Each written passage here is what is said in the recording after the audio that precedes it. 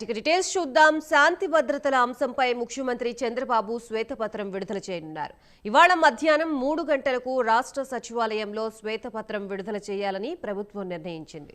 గడిచిన 5 ఏళ్లలో శాంతి భద్రతల పరంగా రాష్ట్రంలో వ్యవహరించిన తీరు, అక్రమ కేసులు, నిర్బంధకాండ, ప్రతిపక్షాల అణిచివేత, పౌరులపై నమోదైన కేసులు తదితర అంశాలపై శ్వేతపత్రం ద్వారా వివరాలు వెల్లడించే అవకాశం ఉంది.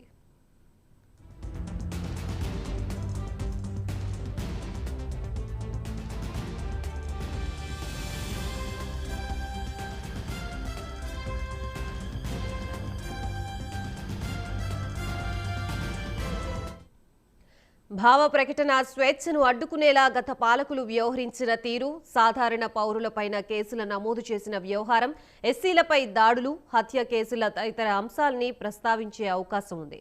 అమరావతి రైతుల ఉద్యమాన్ని అణిచివేసేలా అప్పట్లో వైసీపీ ప్రభుత్వం వ్యవహరించిన తీరు, డాక్టర్ సుధాకర్, దళితుడైన డ్రైవర్ సుబ్రహ్మణ్యం, కోడికత్తి కేసు వ్యవహారంలో గత ప్రభుత్వం వైఖరి, వివేక హత్య కేసులో కేంద్ర దర్యాప్తు సంస్థకి రాష్ట్ర ప్రభుత్వం సహకరించకపోవడం వంటి అంశాల్ని శ్వేతపత్రంలో ప్రస్తావించినట్లుగా తెలుస్తోంది. గడిచిన 5 ఏళ్లలో హైకోర్టులో హెబియాస్ కార్పస్ పిటిషన్ను పెద్ద ఎత్తున నమోదైన అంశాలను కూడా ప్రజల ముందుకి తీసుకురానున్నట్లుగా సమాచారం.